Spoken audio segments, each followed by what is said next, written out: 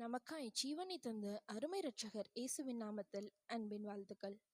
இஸ்ரவேல் ஜனங்கள் கானானுக்குள்ள பிரவேசிக்க தயாராகிட்டாங்கன்னு தெரிஞ்சதும் தேவன் 12 கோத்திரத்துல இருந்து 12 பேரை தேர்ந்தெடுத்து கானானை வீவு பார்க்க அனுப்ப சொன்னாரு. மோசே தேவன் சொன்னபடியே செஞ்சாரு. என்னாகமம் 13ஆம் அதிகாரத்துல நாம இதை பார்க்க முடியும்.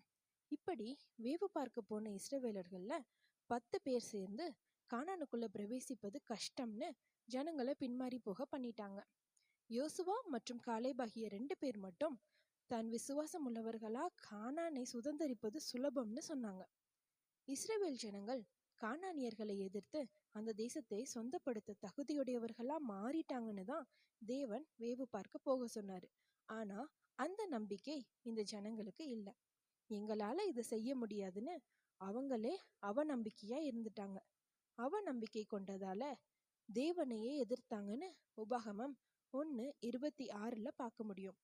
தேவன் ஜனங்கள் கிட்ட, நானே உங்களுக்காக யுத்தம் பண்ணுவேன், உங்களை தாயை போல சுமப்பேன்னு சொல்லியும் அவங்க அவிசுவாசம் நீங்கல. அதனால தேவனுடைய கோபத்துக்கு ஆளாகிட்டாங்க. வாக்குத்தத்த தேசத்தை அவங்களால சுதந்திரிக்க முடியல. அந்த பாக்கியம் பல வருடங்கள் கழித்து அவங்க பிள்ளைங்களுக்கு தான் கிடைச்சது. எபிரேயர் 6ஆம் அதிகாரம் 11 மற்றும் 12ஆம் வசனங்களை பார்க்கும்போது, வாக்குத்தத்தமான ஆசீர்வாதங்களை சுதந்திரிக்க நீடிய பொறுமை, விசுவாசம், நம்பிக்கையின் பூரண நிச்சயம், ஜாக்கிரதை இதெல்லாம் வேணும்னு பார்க்க முடியும். உங்க வாழ்க்கையிலையும் வாக்குத்தத்தங்கள் தாமதமாகுதா? அதுக்கு காரணம் உங்க அவிசுவாசமா கூட இருக்கலாம்.